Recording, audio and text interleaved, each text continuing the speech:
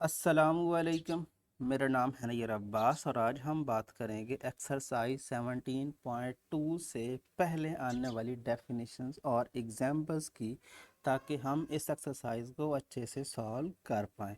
तो सबसे पहले आपके पास जो डेफिनेशन आती है वो डेफिनेशन है कि आप दो सेट्स का यूनियन कैसे लेते हैं। अब यूनियन क्या होता है? यूनियन बेसिकली कुछ नहीं है। अगर आपके पास कोई से दो सेट हैं, उसमें डिफरेंट एलिमेंट्स हैं, आप क्या करो, उन दोनों के एलिमेंट्स को पकड़ो और एक ही सेट में लिख दो। इसमें जो आपको याद रखने वाली या ख़ास ख्याल रखने वाली बात है कि कुछ एलिमेंट ऐसे भी हो सकते हैं जो दोनों में हों। मतलब कुछ एलिमेंट्स ए में भी हूँ, बी में भी हूँ, दोनों में हो, तो उसको लिखना एक ही बार है। मतलब जो दोनों में आ रहे हैं उसको एक ही बार लिख दें और बाकी सारे एलिमेंट्स भी लिख दें। मेन बात करने का मकसद ये है कि यूनियन क्या है। यूनियन उन दोनों सेट्स के एलिमेंट्स को पकड़ना है, एक ही सेट में लिख देना है। उसको हम कहते हैं कि ये क्या है, ये यूनियन है। अब हम डेफिनेशन देखते हैं और फिर एग्जाम्पल से अच्छे से समझ में आ जाएगी बात की कहानी है क्या। अब union of two sets X and Y denote किस तरह से किया जाएगा? डिनोट किया जाएगा एक्स यू वी, और इसको पढ़ते क्या है, X union Y, sorry V नहीं Y, X union Y.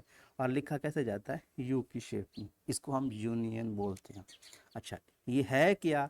Is the set of all those elements which belongs to X or belong to Y or both X and Y. कहानी वही कि इसमें कौन से एलिमेंट्स होते हैं? वो एलिमेंट्स होते हैं जो एक्स को बिलोंग कर सकते हैं या वाई को कर सकते हैं या दोनों को कर सकते हैं। मतलब अगर कोई एलिमेंट एक्स से आ गया या वाई से आ गया, सबको एक ही ब्रैकेट में डाल दो। अगर जो कॉमन है उसको एक ही बार लिखना है, दो बार नहीं लिखना। इसको मैथमेटिकल डेफिनेशन में कुछ इस तरह से लिखा है, जिसको हम बेसिकली सेट बिल्डर फॉर्म कहते हैं, कि X union Y which is equal to X such that X belongs to X. अब ज़रा गौर करें, पहले जो हमने इस तरह की अलामत पढ़ते आ रहे हैं वो अलामत कुछ इस तरह से थी। उसका मतलब होता था and, A N D and, जिसको हम और कहते हैं। ठीक है ना? और ये जो अलामत है इस तरह की, इसको हम कहते हैं ओ आर आर, या मतलब इसके अलावा, या इसमें हो जाए या इसमें हो जाए, किसी एक में भी हो जाए तो हमको इसमें लिखना है आर। एंड और आर में आपको फ़र्क का पता होना चाहिए। अब कहानी क्या है कि आपने एक्स यूनियन वाई बेसिकली एक ऐसा सेट है जिसमें आप एक्स के भी मेंबर लिखते हो, वाई के भी लिखते हो, और अगर दोनों में आ रहे हैं तब भी आप लिखते हो। लिखना एक ही है। सेट की डेफिनेशन है कि उसमें डिस्टिंक्ट एलिमेंट हों। ऐसा नहीं लिख सकते कि एक सेट आप लिखें और उसमें दो डिफरेंट एलिमेंट, और एक ही एलिमेंट को दो बार लिखते हैं, ऐसा नहीं है। अच्छा, अब एग्जाम्पल से अच्छे से समझने की कोशिश करते हैं। आपके पास सेट है एक्स ये, जिसमें आपके पास 1 3 और 5 एलिमेंट है। द सेम केस वाई आपके पास है जिसमें 1 2 3 एंड 4 है। यूनियन में क्या होगा? इन सब एलिमेंट्स को एक सेट में डाल दो। अब देखें, वन जो है चाहे इधर है या चाहे इधर है, लिखना एक ही बार है, लिख दिया। उसके बाद टू, टू है, ठीक है, टू भी लिख दिया। थ्री है, इसमें हो या इसमें हो फर्क नहीं पड़ता, लेकिन मौजूद हो, जो मौजूद है सब लिख दो। और जो रिपीट हो रहे हैं वो क्या है, एक ही बार लिखने हैं। सो थ्री है लिख दिया। फोर है लिख दिया। फाइव, फाइव दोनों में, इसमें है, सॉरी इसमें है तो फाइव भी लिख दिया। तो ये आपका यूनियन है। इतना सा काम है, कुछ नहीं है। आपने दोनों दोनों के एलिमेंट्स को पकड़ना है, एक ही साइड में डाल देना है, वो आपका यूनियन है। और यूनियन को लिखने का तरीका क्या है? एक्स यू वाई, और पढ़ते क्या है? X union Y. अब हम बात कर लेते हैं जी नेक्स्ट की। नेक्स्ट में कहानी क्या है? इंटरसेक्शन। इंटरसेक्शन बेसिकली यूनियन का उलट है। इंटरसेक्शन में हम क्या, यूनियन में हम क्या कर रहे हैं? दोनों के एलिमेंट्स को इकट्ठा कर रहे हैं। इंटरसेक्शन में क्या करते हैं? आपके पास कोई दो सेट हैं, उनमें जो कॉमन एलिमेंट है, जो दोनों में आ रहे हैं, उसका आप एक सेट बना दो, तो वो क्या है? वो इंटरसेक्शन है। अब देख लें, अगर हम इसका इंटरसेक्शन लेते हैं तो क्या, इसमें कौन सा एलिमेंट है? वन इसमें भी है, इसमें भी है, और दूसरा कौन सा है? थ्री, इसमें भी इसमें है। सो वन और थ्री का जो सेट होगा ना, 1 3 वाला सेट जो होगा, वो क्या होगा? एक्स और वाई का इंटरसेक्शन होगा। अब डेफिनेशन देखते हैं, फिर अच्छे से आइडिया हो जाएगा। जब एग्जाम्पल भी देखेंगे तो मेरे ख्याल में ये ज़्यादा टॉपिक मुश्किल नहीं है। आप थोड़ा सा तवज्जो से इसको सॉल्व करने की कोशिश करें तो इतने मुश्किल नहीं है ये। Intersection of two sets X and Y denoted as X ये उल्टा यू लिखा हुआ है, इसको हम बोलते हैं इंटरसेक्शन। एक्स इंटरसेक्शन वाई, मतलब ये हुआ इंटरसेक्शन को लिखने का तरीका क्या है, एक्स उल्टा यू लिखना है और वाई लिखना है, मतलब एक्स इंटरसेक्शन वाई रीड ऐसे करेंगे, is the set of all those elements which belongs to x and y। अब बात एंड की आ रही है, मतलब ऐसे एलिमेंट्स लिखने हैं जो x में भी हों और y में भी हों, दोनों के एलिमेंट्स दोनों में मौजूद हों, तब आपने इस सेट में वो एलिमेंट्स लिखने हैं। अब यही बात वो यहाँ पर सेट बिल्डर फॉर्म में कर रहा है। x इंटरसेक्शन y का मतलब है x such that x belongs to x and लगा रहा है इसमें और इसमें, ये और जो होता है ना ये फिक्स कर देता है, दोनों को लेना है। जो आर होता है इसमें चॉइस होती है, इसमें हो जाए इसमें। अब नॉर्मली अगर हम कहते हैं ना ए एंड डी एंड का मतलब क्या है, ये भी और ये भी, और आर जो है ओ आर, इसका क्या मतलब है, या ये हो जाए या ये हो जाए, किसी से भी काम चल जाएगा। लेकिन एंड में ऐसा नहीं है, एंड में दोनों को लेना है। सो यही कहानी यूनियन और जो है आपके पास इंटरसेक्शन, यही आपको डिफरेंस लेके आती है। यूनियन में आप सब एलिमेंट लिखते हो, इंटरसेक्शन में आप वही लिखते हो जो आपके पास कॉमन एलिमेंट हैं जो दोनों में आते हैं। एग्जाम्पल देखते हैं, अच्छे से आइडिया हो जाएगा कि आपके पास एक सेट उसने दिया है, जिस सेट को वो एलिमेंट्स लिख रहा है 2 4 6 एंड 8, वाई एक सेट ले रहा है जिसमें एलिमेंट ले रहा है 1 2 3 एंड 6, कॉमन एलिमेंट देख लें वही इंटरसेक्शन होगा। सो 2 इसमें है बिल्कुल है, ठीक है जी। एक तो एलिमेंट कॉमन है 2, 4 उधर नहीं है, 6 इधर भी है और इधर भी है 6, बस एक ही मेरे ख्याल में ये दो कॉमन आ रहे हैं और कोई कॉमन नहीं आ रहा। So x intersection y which is equal to 2 6, right. So इतना आसान क्वेश्चन है, आप इसको थोड़ा सा दिमाग से करने की कोशिश करेंगे तो मेरे ख्याल में आपको परेशान नहीं करेंगे। अच्छा, अब हम बात करते हैं कि डिफरेंस ऑफ टू सेट्स क्या होता है। डिफरेंस बेसिकली कोई इतनी लंबी चौड़ी कहानी क्या नहीं है। डिफरेंस क्या है, डिफरेंस आपके पास कोई से दो सेट हैं, एक सेट और दूसरा सेट, आप क्या कर रहे हो, एक सेट की निस्बत से दूसरा सेट तक डिफरेंस लेते हो। तो जो पहला सेट है, पहले सेट में अब देखिए ना, एक सेट है और दूसरा सेट है, हो सकता है कि उसमें कुछ एलिमेंट्स कॉमन हो, जिस तरह से हम पीछे देख चुके हैं। सो पहले सेट के एलिमेंट जो दूसरे सेट में भी हैं वो निकाल दो और बाकी सारे पहले सेट वाले एलिमेंट्स लिख दो। मैं आपको फिर से कह रहा हूँ, इसको लिखते डिनोट कैसे करते हैं, x माइनस वाई, और इसको पढ़ते क्या है, x डिफरेंस y, ठीक है ना। और इसमें एलिमेंट्स कौन से होते हैं, वो एलिमेंट्स x के, वो एलिमेंट्स सिर्फ x के एलिमेंट लेते हैं, कौन से, जो y में नहीं है, मतलब x के सारे एलिमेंट्स ले लो, उसमें से जो y वाले एलिमेंट्स मैच कर रहे हैं ना उनको निकाल दो, जो बाकी एलिमेंट है x के वो लिख दो, वो आपके पास x माइनस वाई का रिजल्ट होगा, ठीक है ना। यहाँ पर आप देख सकते हैं, इसी एग्जाम्पल से मैं आपको समझाने की कोशिश करता हूँ। अब देखिए ना, 2 इधर है 2 को नहीं लिखना, 4 इधर है नहीं है, 4 लिख दें, 6 इधर है काट दें, 8 नहीं है। सो 4 और 8 जो है ना ये डिफरेंस है, मतलब x माइनस वाई है, इसका रिजल्ट है। पहले जो आएगा उसके वो मेंबर लिखने हैं जो दूसरे में मौजूद ना हों, जो मौजूद हों वो कट दें, बाकी जो है वो लिख दें। इतना सा काम है डिफरेंस का। अब डेफिनेशन देखते हैं और डेफिनेशन के बाद एग्जाम्पल, और बात क्लियर हो जाएगी। अच्छा, सो आपके पास कोई से दो सेट हैं, डिफरेंस को डिनोट करने के लिए ये लफ्ज़ आप, ये जो है सिंबल आप यूज़ करते हो, और ये सेट कौन सा है, set of all elements which belongs to X but do not belong to Y, मतलब वो वाले एलिमेंट्स रख रहा है ये सेट जिसमें एक्स के वो एलिमेंट्स हैं जो एक्स में तो हैं लेकिन वाई में नहीं है। बात वही है कि जो जो कॉमन है वो काट दिए, बाकी जो है एक्स के एलिमेंट रख लिए।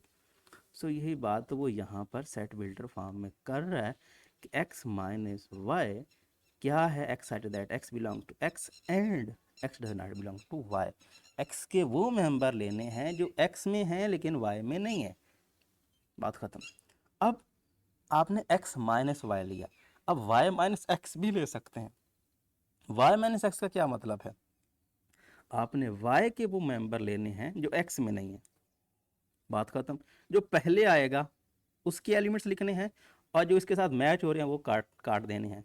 अब हो सकता है कि ये इसके साथ कोई एक एलिमेंट भी मैच ना करे, तो उसके रिजल्ट में y माइनस एक्स के रिजल्ट में आपको पूरा का पूरा सेट y मिल जाएगा। क्योंकि अगर कोई कॉमन होता तो y में से कोई कैंसिल होता ना, अगर कॉमन नहीं आता तो फिर कैंसिल क्या होना, फिर पूरा का पूरा सेट ही आ जाएगा डिफरेंस की फॉर्म में। तो यही कहानी यहाँ पे चल रही। अब ये उसने y के लिहाज से लिख दिया कि y के वो एलिमेंट जो y यहाँ यहाँ पर y के वो एलिमेंट जो y में हैं बेसिकली और x में नहीं है। यही कहानी है। अब एग्जाम्पल से बेसिकली समझाने की कोशिश करेगा। x उसने ले लिया 4 6 8 9 एंड 10, y उसने ले लिया 2 4 6 एंड 8। अब x माइनस वाई में यहाँ 4 है, इधर है, नहीं लिखेंगे। इधर 6 है, इधर भी है, नहीं लिखेंगे। इधर 8 है, इधर भी है, नहीं लिखेंगे। बाकी रह गया 9 और 10, ना 9 इसमें है ना 10 इसमें है, सो 9 और 10 दोनों लिख लें। बात ख़त्म।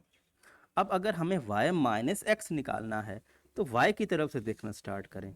y में 2 है, इधर नहीं है, सो 2 आ गया। उसके बाद 4, बाकी तीनों को तो देख चुके हैं, 4 भी इधर है, 6 भी है, 8 भी है, तो बाकी दोनों तीनों कैंसिल हो गए, वो नहीं आएंगे। इसमें सिर्फ एक ही एक्स्ट्रा एलिमेंट है जो है 2, जो कि y में है लेकिन x में नहीं है। सो ये इतना सा काम है। अब बात करते हैं नेक्स्ट की, जिसको हम बोलते हैं complement of a set. Complement basically एक डिफरेंस की तरह का ही एक सेट है। जिस तरह से आपने दो सेट का डिफरेंस लिया है, कंप्लीमेंट भी डिफरेंस ही होता है। अच्छा, अब ये किस तरह का डिफरेंस होता है? ये ख़ास तरह का डिफरेंस होता है।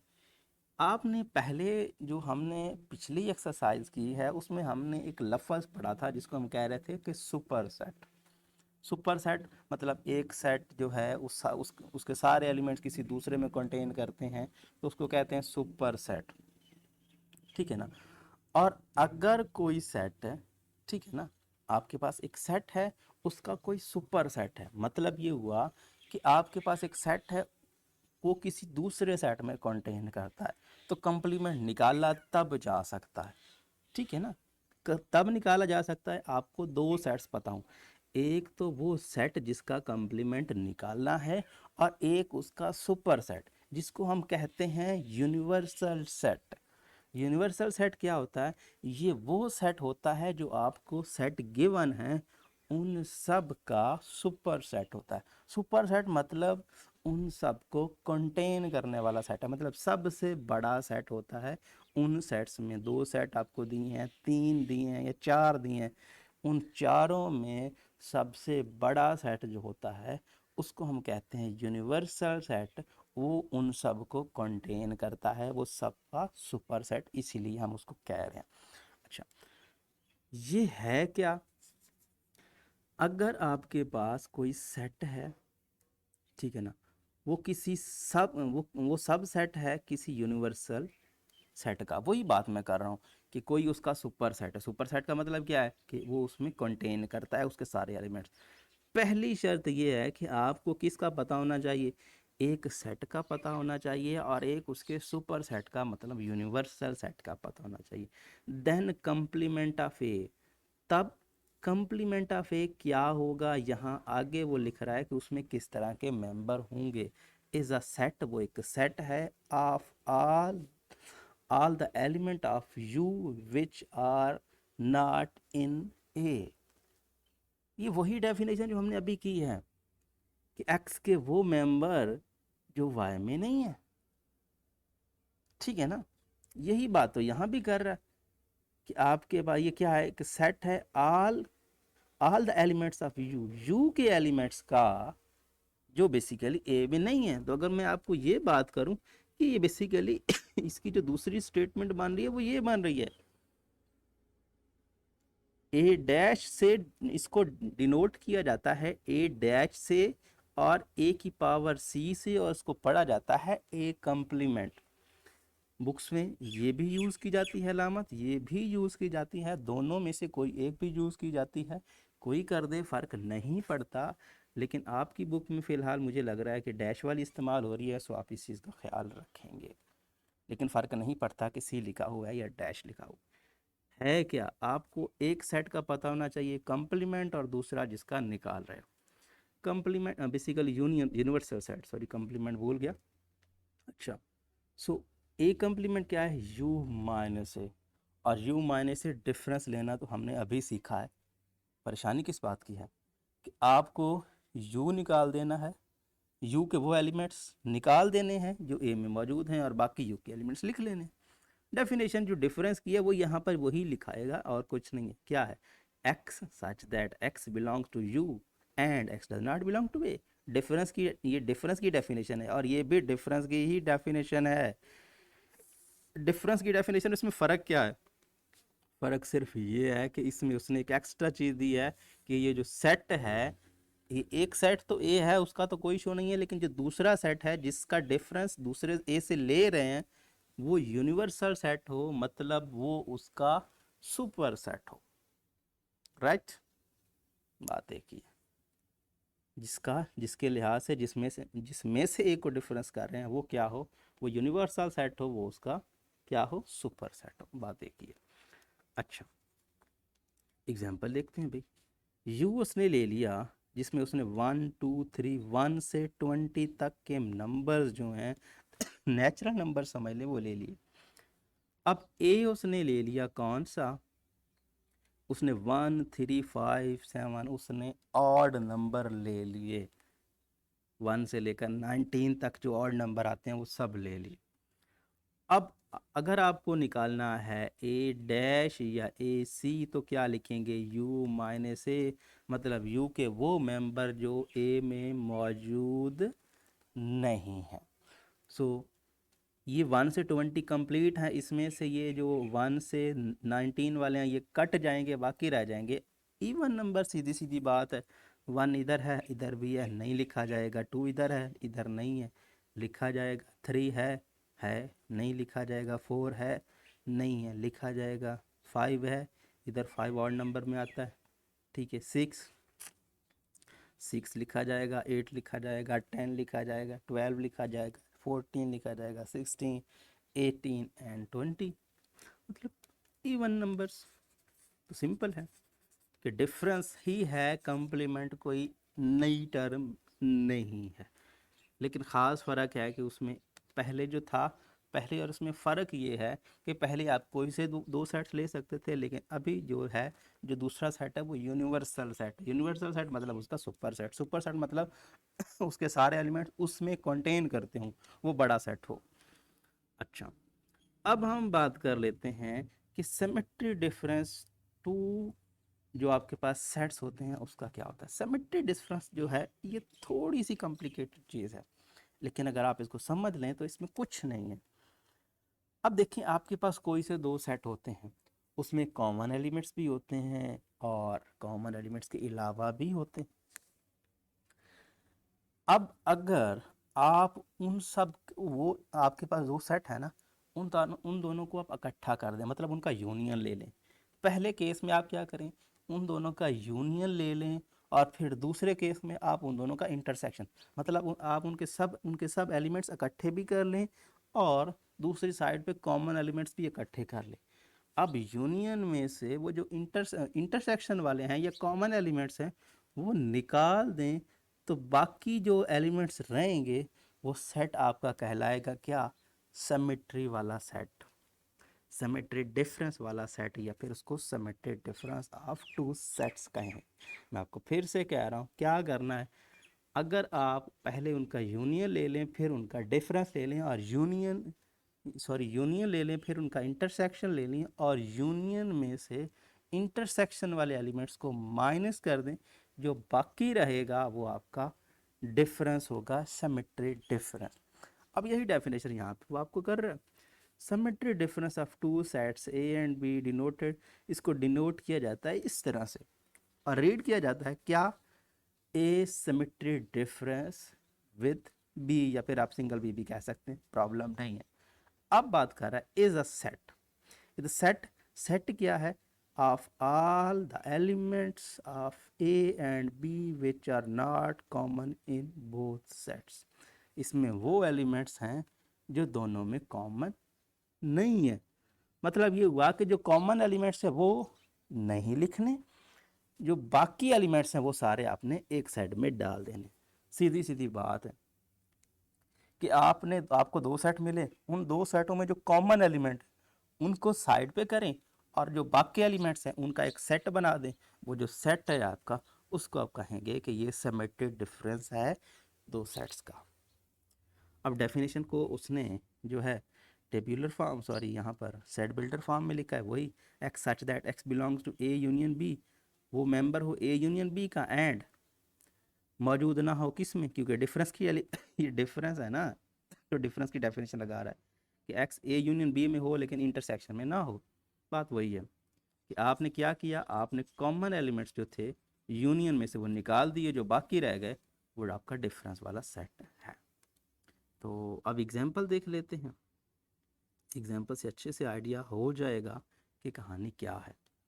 अब देखिए, ये आपका सेट ए है जिसमें 1 2 3 4 5 है, और बी जिसमें 1 3 5 7 है, और अगर आपको सिमेट्री डिफरेंस निकालना है, अब देखिए 1 इधर है इधर है, 1 को नहीं लेंगे हाँ, 2 इधर है इधर नहीं, बात ख़त्म, 2 लिखा जाएगा। 3 इधर है इधर भी है, 3 नहीं लेंगे क्योंकि दो कॉमन है वो नहीं लेने, बाकी ले लेने।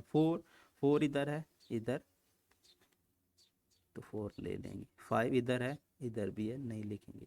6 है नहीं, 7 इधर है लेकिन इधर नहीं है, सो 7। सो सिमेट्री डिफरेंस 2 4 7, ज़रा सा भी मुश्किल नहीं है, आप इस चीज़ को अच्छे से आइडियलाइज कर सकते हैं। अब हम बात कर लेते हैं जी डिसजॉइंट सेट्स की। अब डिसजॉइंट सेट्स क्या होते हैं? अब देखिए, आपके पास कोई से भी दो सेट हों, हो सकता है कि उनके दरमियान कॉमन एलिमेंट एक भी ना आए। मतलब हो सकता है कि उसमें कॉमन एलिमेंट्स हों, हो सकता है उसमें ना हो। ऐसे दो सेट जिनके दरमियान कोई कॉमन एलिमेंट आता ही नहीं है, मतलब दोनों के एलिमेंट्स डिफरेंट हैं, उसके और हैं उसके और हैं, उनमें कॉमन एलिमेंट कोई नहीं है, तो उन सेट्स को आप कहते हैं कि ये सेट डिसजॉइंट सेट्स हैं, इनमें कोई भी कनेक्शन नहीं है, कॉमन एलिमेंट्स इनके दरमियान पाया नहीं जाता। सो उनको आप डिसजॉइंट सेट्स कहते हैं। डेफिनेशन और एग्जांपल से अच्छे से आइडिया हो जाएगा। अब दो सेट्स हैं जिसको आप एक एक को ए कह रहे हो, दूसरे को बी कह रहे हो, इनको आप डिसजॉइंट कहेंगे तब जब इनके दरमियान कॉमन एलिमेंट्स नहीं होगा, बात ख़त्म। और इसको यहाँ पर डिसजॉइंट के लिए नॉर्मली ये भी यूज़ किया जाता है कि अगर उनका इंटरसेक्शन फाई मतलब खाली सेट आता है, ठीक है ना, अगर उनका इंटरसेक्शन खाली सेट आता है तो वो डिसजॉइंट है, अगर नहीं आता तो फिर कोई कॉमन एलिमेंट आ जाता है। जिस तरह से आप इसको देख सकते हैं, ये ए है ये बी है, लेकिन इसमें कॉमन एलिमेंट हैं कौन से, 1 3 और 5। सो ये डिसजॉइंट नहीं है। ऐसे दो सेट जिनका कॉमन एलिमेंट कोई ना हो उनको क्या बोलते हैं, डिसजॉइंट। आप देख लें यहाँ पर उसने एग्जांपल दी है, 1 इधर है इधर नहीं है, 3 इधर है इधर नहीं है, 5 इधर है इधर नहीं है, 2 इधर है इधर नहीं है, 4 इधर है इधर नहीं है, 6 इधर है लेकिन इधर नहीं है। इस तरह के सेट जिनमें कोई कोई कनेक्शन नहीं होता, कॉमन एलिमेंट नहीं होता, तो हम उसको कहते हैं कि ये क्या है, डिसजॉइंट सेट्स हैं। अब बात आ गई जी ओवरलैपिंग की। ओवरलैपिंग इससे उलट है। क्या मतलब? अब कोई से दो सेट हो सकते हैं, उनमें कुछ एलिमेंट्स कॉमन हो सकते हैं। अब अगर कोई दो सेट हैं उनमें कोई कॉमन एलिमेंट आ जाता है, चाहे एक भी आ जाता है, और उस कॉमन आने के साथ साथ वो एक दूसरे में कंटेन नहीं करते, मतलब ये हुआ कि वो एक दूसरे का सबसेट नहीं बनते, ठीक है ना।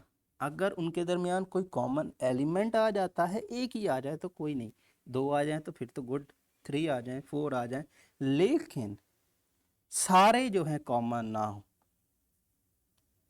बात फिर से कह रहा हूँ, ओवरलैपिंग सेट्स क्या हैं? आपके पास दो सेट हैं जिसमें कुछ कुछ एलिमेंट्स कॉमन आ जाएं, सारे एलिमेंट्स कॉमन ना है, मतलब एक एक सेट के सारे एलिमेंट्स कॉमन ना है। आप देख लें इसी को देख लें, इसमें 1 3 और 5 एलिमेंट्स कॉमन थे, इसमें 1 3 और 5, इसमें एक एलिमेंट रह गया जो कि 7 है इसमें नहीं है, तो हम उसको क्या कहेंगे, ओवरलैपिंग सेट। लेकिन अगर यही सेट इस तरह होता कि यहाँ पर इसमें 7 ना होता तो 135 इसके सारे एलिमेंट इसके साथ कॉमन हो गए, तो इसको आप ओवरलैपिंग नहीं कहते। ओवरलैपिंग के लिए क्या है, कॉमन हो, कम अज कम एक ही हो, लेकिन ऐसा ना हो कि सारे ही कॉमन हो, कुछ ना कुछ रह जाए। ठीक है ना, कोई एक आध एलिमेंट जो है वो एक्स्ट्रा हो जाए, जो इसमें हो इसमें ना हो सो उसको हम कहते हैं क्या है, ये ओवरलैपिंग सेट है। अब डेफिनेशन देखते हैं और एग्जांपल देखते हैं तो सब वाज़ेह हो जाएगा। अब कोई से दो सेट्स हैं जिसमें एक को ए कह रहे हैं, दूसरे को बी कह रहे हैं।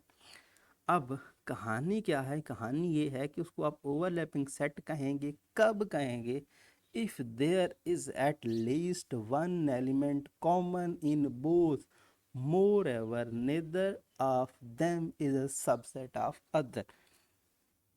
ठीक है ना, कि दो सेट हैं उनमें कोई कोई एक एलिमेंट भी कॉमन हो, कम अज कम एक से ज़्यादा भी हो सकते हैं, फ़र्क नहीं पड़ता।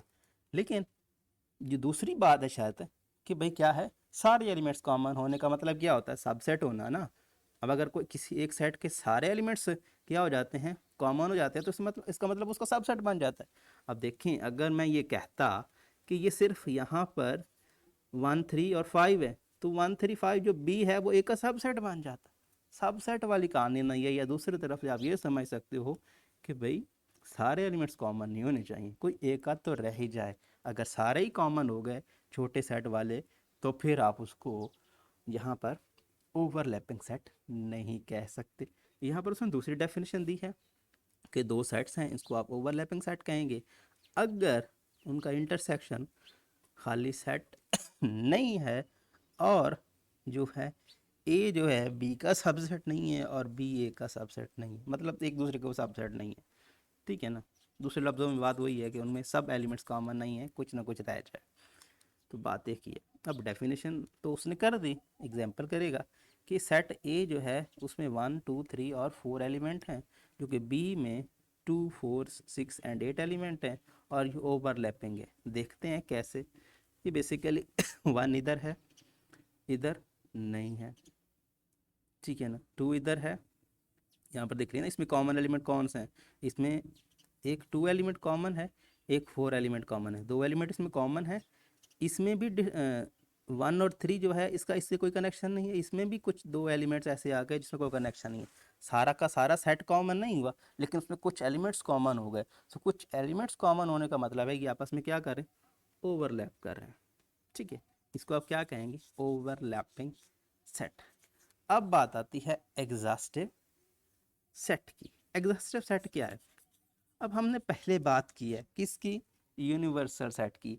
यूनिवर्सल सेट वो सेट जो बाकी गिवन सेट का सुपर सेट हो, मतलब बाकी सारे सेट उसमें कंटेन करते हों, तो हम उसको कहते हैं कि ये कौन सा है, ये यूनिवर्सल सेट है। अच्छा, यहाँ तक तो हमें पता चल गया कि यूनिवर्सल सेट क्या है, पहले भी 2 4 बात हो चुकी है।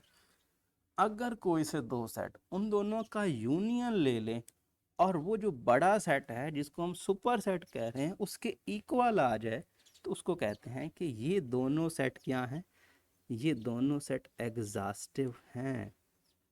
फिर से कह रहा हूँ कि दो सेट हैं, किसके सब सेट हैं, किसी यू के, किसी सुपर सेट के, किसी यूनिवर्सल सेट के। ये सब नाम इसके लिए सूट करते हैं। सो यू जिसको हम यूनिवर्सल सेट भी कहते हैं, इसको इनका सुपर सेट भी कहते हैं। बात एक ही है, दो सेट हैं, एक ही जो है एक यूनिवर्सल सेट के सबसेट्स हैं। ठीक है, अगर इन दोनों को मिलाएं, मतलब यूनियन लें, और ये वो जो बड़ा सेट है उसका रिजल्ट दे दें, तो उसको कहते हैं कि ये क्या है, एग्जॉस्टिव सेट्स हैं। अब देखते हैं इसकी एग्जाम्पल। अब देखें, एक है 1 2 3 4 सेट जिसमें बी ले रहे हैं 1 3 एंड 5, और यूनिवर्सल सेट मतलब देख लें यूनिवर्सल कैसे हम कह रहे हैं, क्योंकि 1 2 3 4 ये इसके एलिमेंट भी सारे इसमें कंटेन कर रहे हैं, और इसके एलिमेंट भी इसमें सारे कंटेन कर रहे हैं, इसलिए हम इसको यूनिवर्सल कह रहे हैं। वैसे भी वो बता रहा है कि यूनिवर्सल है, तो इट मीन दैट यूनिवर्सल है, तो दोनों को कंटेन तो करेगा। अच्छा, सो इनका यूनियन लेते हैं, इसका यूनियन ले 1, यूनियन में क्या होता है, दोनों के एलिमेंट्स, तो 1 है लिख लेंगे, 2 है लिख लेंगे, 3 है दोनों में एक ही बार लिखेंगे, 4 है लिख लेंगे, 5 है लिख लेंगे, ये देख लें इन दोनों का यूनियन ले और ये बनता है, वापस से यू बनता है। तो इट मीन दैट ये दोनों एलिमेंट, ये दोनों सेट्स क्या हैं, एग्जॉस्टिव। ऐसे दो सेट जिनका यूनियन लें और वो बड़ा सेट जिसको हम यूनिवर्सल सेट कह रहे हैं उसके इक्वल आ जाए, तो हम कहते हैं कि ये एग्जॉस्टिव सेट्स हैं। अब ये जो सेल आ रहा है, नेक्स्ट सेल डेफिनेशन।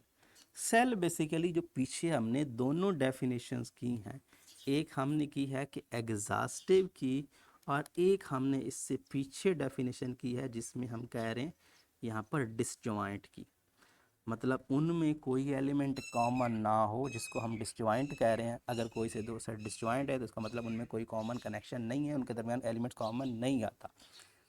अब अगर कोई से दो सेट हैं जिनमें कोई एलिमेंट कॉमन भी नहीं आता, इसके साथ साथ उनका यूनियन जो है वो सुपर सेट के इक्वल हो रहा है, तो उसको कहते हैं कि ये दोनों क्या करें, सेल फॉर्म कर रहे हैं। मतलब पिछली दो जो कंडीशन हैं उनको मिक्स करके एक नई डेफिनेशन बनाई गई है, सेल की डेफिनेशन। सेल की डेफिनेशन क्या है कि अगर आपके पास कोई दो सेट हैं और उनमें आपस में एलिमेंट भी कोई कॉमन नहीं है और उनका यूनियन लें और वो यूनिवर्सल के इक्वल कर दे, अपने सुपर सेट के इक्वल कर दें, तो उस केस में हम कहते हैं कि ये दोनों क्या हैं, सेल्फ फॉर्म कर रहे हैं। अब देखें डेफिनेशन देखते हैं। If A and B are two non-empty subsets of universal set U, then A and B are called cells if they are disjoint as well as exhaustive। अगर वो एग्जास्टिव भी हों डिसजॉइंट भी हों तो फिर आप उनको सेल्स कहते हैं। एग्जाम्पल आपको दे रहा है, अच्छे से आइडिया हो जाएगा। यहाँ पर उसने दूसरी डेफिनेशन भी लिखी है कि A and B are called cell if and only if, sorry if simple है, if A and B are non empty subsets of U. So ये दोनों नॉन एम्प्टी सबसेट हूँ यू के, यू क्या यूनिवर्सल सेट है मतलब super set है इन दोनों का, और इनका यू इंटरसेक्शन खाली सेट आए और यूनियन पूरा का पूरा यू आ जाए, सो तब हम कहेंगे ये सेल्स फॉर्म कर रहे हैं। अब डेफिनेशन तो हो गई, एग्जाम्पल की बात करते हैं। ये आपके पास हो गया A which is equal to 1 3 5 7 and 9, B which is equal to 2 4 6 8 10। U उसने ले लिया 1 से 10 तक के नेचुरल नंबर, ए उसने ले लिए ऑड नंबर, बी उसने ले लिए इवन नंबर। आप जानते हो ऑड और इवन में डिफरेंस होता है, ऑड में और एलिमेंट्स होते हैं, इवन में और एलिमेंट्स होते हैं। अब देख लें कि इनमें कोई एलिमेंट कॉमन नहीं है, पहली कंडीशन पूरी हो रही है कि कॉमन एलिमेंट नहीं होना चाहिए, तो कॉमन एलिमेंट्स इवन और ऑड में कैसे आ सकता है, क्योंकि वो एलिमेंट्स एक साइड पे ले रहे हैं जो 2 से डिवाइड होते हैं, और एक साइड से वो एलिमेंट ले रहे हैं जो 2 से डिवाइड नहीं होते दोनों के, तो कॉमन वाली कहानी नहीं है। अब दोनों को मिलाएं तो वापस यू बनता है, ये भी हमें नज़र आ रहा है। 1 लिखेंगे, 2 लिखेंगे, 3 लिखेंगे, 4 लिखेंगे, 5 लिखेंगे, 6 लिखेंगे, 7 8 9 एंड 10, पूरा सेट जब इन दोनों के इकट्ठे एलिमेंट करेंगे तो वही वापस यू आ जाएगा। सो इट मीन दैट दोनों कंडीशंस हो रही हैं पूरी, सो हम कहेंगे ये दोनों सेल्स फॉर्म कर रहे हैं।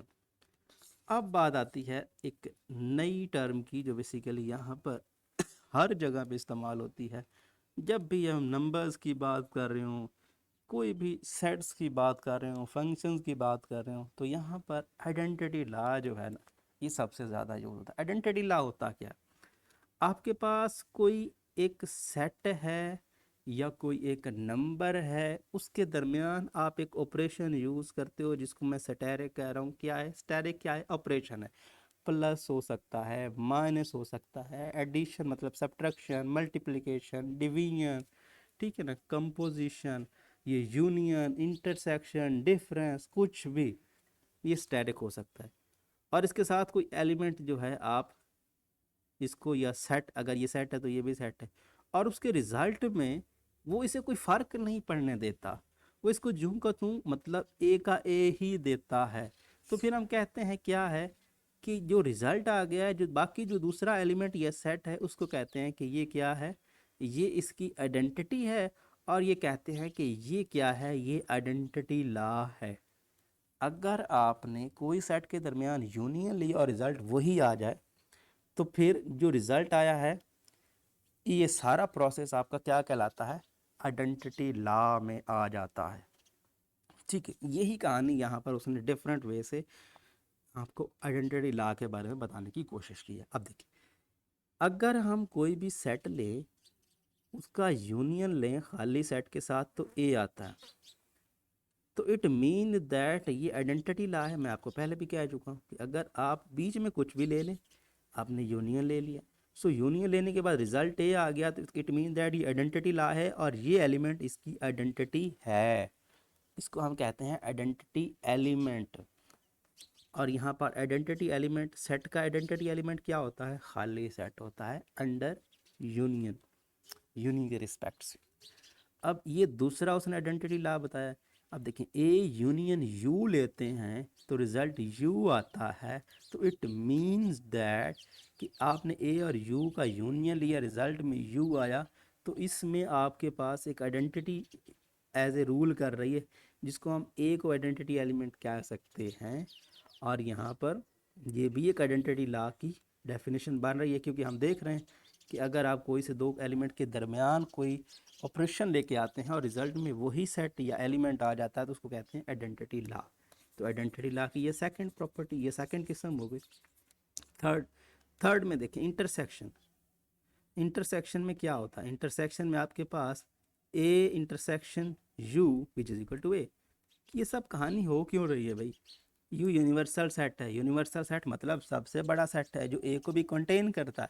अगर ये ए को कंटेन करता है तो ए को कंटेन करता है यू, तो इन दोनों के एलिमेंट्स तो सारे के सारे वैसे कॉमन है, मतलब ए के सारे एलिमेंट्स यू में पहले से मौजूद हैं, तो यू वाला आ जाएगा। अब अगर हम इंटरसेक्शन की बात करते हैं, तो ए इंटरसेक्शन यू, ए तो वैसे ए का यू का सबसेट है, तो इसके तो ए के सारे एलिमेंट्स में कॉमन होंगे, सो इसीलिए ए आ गया। अब A intersection five it is equal to five. Five में तो कोई एलिमेंट भी नहीं है, खाली सेट है, और आप ए के साथ इसका इंटरसेक्शन लेंगे, मतलब कॉमन एलिमेंट लिखने लगेंगे, तो खाली ही आएगा ना, कि इसमें कुछ होगा तो कॉमन आएगा, अदरवाइज तो नहीं आएगा। सो यहाँ पर देख सकते हैं ये सारी कहानी, ये बेसिकली सारे आइडेंटिटी लॉ की तरह के आपको मिल रहे हैं। ये आपको प्रूव करना, ये सारी कहानी नहीं है, आपको ये चीज़ याद रखनी है कि ये क्या है, ये चीज़ आपको याद रखनी है, और आपको क्वेश्चन में इसकी हेल्प मिलेगी सॉल्व करने में। कि आप जो आपका खाली सेट है उसके साथ यूनियन लेते हैं तो आपको वही सेट मिलता है, इंटरसेक्शन लेते हैं तो खाली सेट मिलता है, ये बात पता चलेगी। आप यूनिवर्सल सेट से ए का जो है यूनियन लेते हैं तो यू मिलेगा, अगर इंटरसेक्शन लेते हैं तो सॉरी यूनियन लेते हैं तो बड़ा मिलेगा, इंटरसेक्शन लेते हैं तो छोटा। यहाँ से हमें बड़ी अहम बात पता चल रही है, अगर आप कोई से दो सेट का यूनियन लेते हैं ना, इसमें एक को दूसरा में कंटेन कर रहा है, सो जो छोटा है यूनियन में जो है वो बड़ा रिजल्ट देगा, और इंटरसेक्शन में जो है वो छोटा जो सेट है वो आ जाएगा। तो इसको बोलते हैं आइडेंटिटी लॉ। अब बात करते हैं idempotent law. Idempotent law basically क्या होता है, यहाँ पर ये जो बात मैंने आपको कही है, अगर हम दोनों एक ही सेट या एलिमेंट ले लें, ए का ए से ले लें और रिजल्ट भी एक ए ही आए, उसको क्या कहते हैं, उसको कहते हैं आइडेम्पोटेंट लॉ। मतलब यहाँ बीच में कुछ भी हो सकता है, यूनियन ले लें, इंटरसेक्शन, डिफरेंस, कुछ भी, आपने एक ही सेट या एक ही एलिमेंट के दरमियान कोई ऑपरेशन लगाया और ऑपरेशन के बाद रिजल्ट आपको क्या मिला, ऑपरेशन मतलब प्लस माइनस या डिफरेंस या यूनियन या इंटरसेक्शन या कुछ भी, कोई भी आपका, किसी को भी आप ले सकते हैं, अगर रिजल्ट में वही आ जाए तो उसको कहते हैं कि ये क्या है, आइडेम्पोटेंट लॉ है। और ये आइडेम्पोटेंट, इसको क्या कहेंगे, इसको कहेंगे आइडेम्पोटेंट एलिमेंट। एलिमेंट, और ये सारा क्या है, ये सारा एक लॉ है। सो ये आइडेम्पोटेंट लॉ यहाँ पर बता रहा है कि अगर हम ए का ए के साथ यूनियन लेंगे तो ए आएगा, अगर हम ए का ए के साथ इंटरसेक्शन लेंगे तो ए आएगा। तो मतलब ये हुआ कि यूनियन भी आइडेम्पोटेंट लॉ को जो है फॉलो करता है, या उसको यहाँ पर फुलफिल करता है, और इंटरसेक्शन भी आइडेम्पोटेंट लॉ को फुलफिल करता है या ओबे करता है, जैसे आपको बेस्ट लगे, जैसे आपको समझ लगे। अब नेक्स्ट आता है complement, law of complement. Law of complement की बात, ये बेसिकली एक जनरल प्रूफ्स आपको करने की ज़रूरत नहीं है, लेकिन ये आपको हिंट के तौर पर क्वेश्चंस को सॉल्व करने के लिए हेल्प कर सकते हैं। सो इनका हम इसलिए बात कर रहे हैं। अच्छा, अब अगर हम ए और उसके इंटरसेक्शन का यूनियन लेंगे तो वो ए आ जाएगा, सॉरी यू आ जाएगा। क्यों? क्योंकि हम जानते हैं कि ए डैश की वैल्यू हम क्या लेते हैं, ए डैश हम लेते हैं यू माइनस ए। अगर ये ए, अगर हम दोनों साइड पे ए, सिंपल बात कर रहा हूँ ना, तो दोनों साइड पे हम ए ले लेते हैं तो क्या हो जाएगा, ये ए डिफरेंस जो है बेसिकली यूनियन में हो जाएगा। सो यही कहानी है यहाँ पर।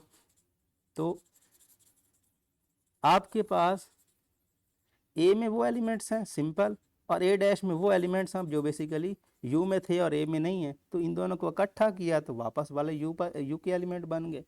इन द सेम केस ए और ए इंटरसेक्शन में कोई एलिमेंट कॉमन नहीं होता, क्योंकि हम यू के वो मेंबर लिखते हैं जो ए में मौजूद नहीं होते, और ए वैसे ही इसका क्या होता है, सबसेट होता है। सो इसीलिए अब ये थर्ड प्रॉपर्टी है कि एक एलिमेंट का दो, एक सेट का दो बार कंप्लीमेंट लेंगे तो वो वापस से वो सेट आ जाएगा। मतलब आपने एक एलिमेंट, एक एक सेट लिया, उसका कंप्लीमेंट लिया, उसका फिर से कंप्लीमेंट लिया, तो आपको फिर से वापस वही सेट मिल जाएगा। अब यहाँ पे नेक्स्ट बात कर रहा है कि अगर u का कंप्लीमेंट 5 है तो 5 का कंप्लीमेंट u आएगा। बात समझ में आ रही है? ये डेफिनेशन के हिसाब से ही है, ठीक है ना। u का कंप्लीमेंट 5 है, 5 का कंप्लीमेंट u है। कैसे? u का कंप्लीमेंट u के हिसाब से क्या आता है, u का complement which is equal to u minus U. So u को u में से निकालेंगे तो खाली सेट ही आएगा ना भाई, क्या ख्याल है? u का complement with respect to u, तो कंप्लीमेंट का क्या मतलब होता है, यूनिवर्सल सेट में से उस सेट को निकालना। तो अगर हम उसी सेट का कंप्लीमेंट लेने की कोशिश करें उसी सेट के हिसाब से, तो वो सेट खुद से सब्ट्रैक्ट होगा, खुद से डिफरेंस होगा, तो खाली सेट आएगा ना। अब अगर खाली सेट का डिफरेंस लेंगे तो क्या होता है, u में से जिस सेट का इंटरसेक्शन ले रहे हैं वो काट देना, वो डिफरेंस लेना। तो खाली सेट जो है बेसिकली, खाली सेट को अगर हम u में से निकालेंगे तो क्या निकलेगा, कुछ भी नहीं, सारा का सारा u ही आ जाएगा। क्या ख्याल है? क्योंकि इसमें तो कुछ एलिमेंट ही नहीं है, तो u में से कौन से एलिमेंट जो है u के काटेंगे या कैंसिल करेंगे, वो तो कोई एलिमेंट ही नहीं है, तो सारा का सारा u आ जाएगा। तो ये बेसिकली उन प्रॉपर्टीज़ में से आ रहा है। सो बेसिकली आप इन सबको थोड़ा सा अच्छे से देख लें, क्योंकि ये सारे जो लॉ लिखे हुए हैं ना, ये लॉ आपको हेल्प करेंगे क्वेश्चन को सॉल्व करने में। और वैसे भी आपको पता होना चाहिए कि ये किस किस अंडर आते हैं, ये आइडेंटिटी लॉ कौन सा है, एडम्पोडेंट लॉ कौन सा है, और बाकी जो है ये लॉ किससे रिलेट करते हैं। क्योंकि आपका क्वेश्चन जो है वो 40%, जो आपका क्वेश्चन पेपर होगा 40% तो MCQs होंगे, और अगर MCQs होंगे भैया तो आपको ये रूल्स अच्छे से आने चाहिए। क्यों? क्योंकि ये MCQs के रिलेटेड है। अच्छा, अब ये मोस्ट इम्पॉर्टेंट जो है जिसको हम डी मॉर्गन लॉ बोलते हैं, ये बहुत इम्पॉर्टेंट है। ये सबसे ज़्यादा तो लॉन्ग के लिए है, लेकिन आप इसको MCQs के लिए तो अच्छे से करें, एक MCQs तो इनसे आ ही जाएगा, लॉन्ग तो पक्का आप इस चीज़ का आइडिया लगा सकते हैं। लेकिन लॉन्ग अगर आपको एक्सरसाइज में मिल गया इसका प्रूफ, तो आपको वो क्वेश्चन अच्छे से करना है, क्योंकि यहाँ पर डिमॉर्गन लॉ जो है बहुत इंपॉर्टेंट समझा जाता है और ये काफ़ी ज़्यादा एग्ज़ाम्स में आता है। अब डिमॉर्गन लॉ है क्या? अगर आपके पास दो सेट हैं, उनका यूनियन है और होल का कंप्लीमेंट है, तो जब आप इस ब्रैकेट को ओपन करेंगे तो ओपन करने के बाद ये यूनियन वाली जो है ना, ये इंटरसेक्शन में कन्वर्ट हो जाएगी और ये कंप्लीमेंट सबका नीचे आ जाएगा। इसका कंप्लीमेंट इस पे आ जाएगा, इसका कंप्लीमेंट इस पे आ जाएगा, लेकिन ये यूनियन इंटरसेक्शन में चेंज हो जाएगा। यही केस उलट हो रहा है इसके साथ। अगर इंटरसेक्शन है और होल का कंप्लीमेंट है, तो जब ये ब्रैकेट ओपन होगी और कंप्लीमेंट नीचे आएगा, तो ये जो इंटरसेक्शन है यूनियन में चेंज हो जाएगा। बाकी इतना ही है कि होल का कंप्लीमेंट जब ओपन होता है तो यूनियन हो तो इंटरसेक्शन, इंटरसेक्शन हो तो यूनियन आ जाता है। सो इस तरह से आपका ये जो थ्योरी थी वो हमने कर ली है। अब है आपके पास एक्सरसाइज। तो एक्सरसाइज को नेक्स्ट वीडियो में सॉल्व करने की कोशिश करते हैं। उम्मीद करता हूँ कि वीडियो आपको पसंद आएगा। अगर आपको ये वीडियो पसंद आता है तो इस वीडियो को अपने दोस्तों के सामने, क्लास वाले के साथ ज़रूर शेयर करें। Thanks for watching. अल्लाह हाफिज़।